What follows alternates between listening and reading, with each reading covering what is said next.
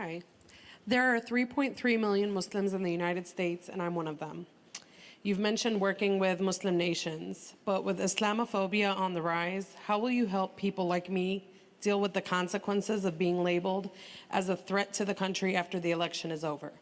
Mr. Trump, you're first. Well, you're right about Islamophobia, and that's a shame.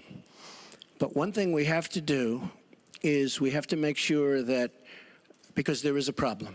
I mean, whether we like it or not, and we can be very politically correct, but whether we like it or not, there is a problem. And we have to be sure that Muslims come in and report when they see something going on. When they see hatred going on, they have to report it. As an example, in San Bernardino, many people saw the bombs all over the apartment of the two people that killed 14 and wounded many, many people. Horribly wounded. They'll never be the same. Muslims have to report the problems when they see them. And, you know, there's always a reason for everything. If they don't do that, it's a very difficult situation for our country. Because you look at Orlando, and you look at San Bernardino, and you look at the World Trade Center, go outside, you look at Paris, look at that horrible, these are radical Islamic terrorists. And she won't even mention the word, and nor will President Obama. He won't use the term radical Islamic terrorism. Now, to solve a problem, you have to be able to state what the problem is, or at least say the name. She won't say the name, and President Obama won't say the name, but the name is there. It's radical Islamic terror. And before you solve it, you have to say the name. Secretary Clinton. Well, thank you for asking your question. And I've heard this question from a lot of Muslim Americans across our country.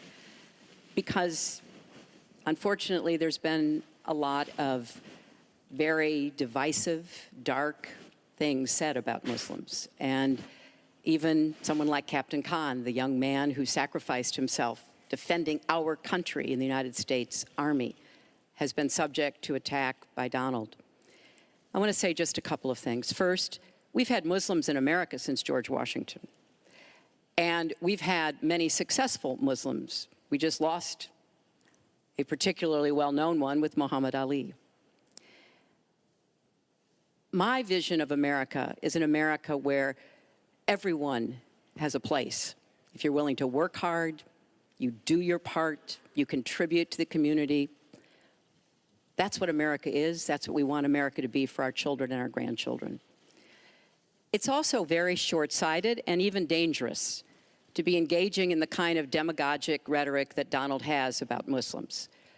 We need American Muslims to be part of our eyes and ears on our front lines.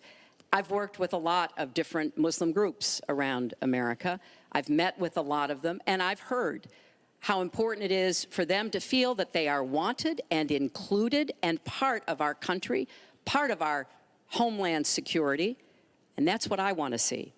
It's also important, I intend to defeat ISIS, to do so in a coalition with majority Muslim nations. Right now, a lot of those nations are hearing what Donald says and wondering, why should we cooperate with the Americans? And this is a gift to ISIS and the terrorists, violent jihadist terrorists. We are not at war with Islam. And it is a mistake, and it plays into the hands of the terrorists to act as though we are. So I want a country where citizens like you and your family are just as welcome as anyone else. Thank you, Secretary Clinton.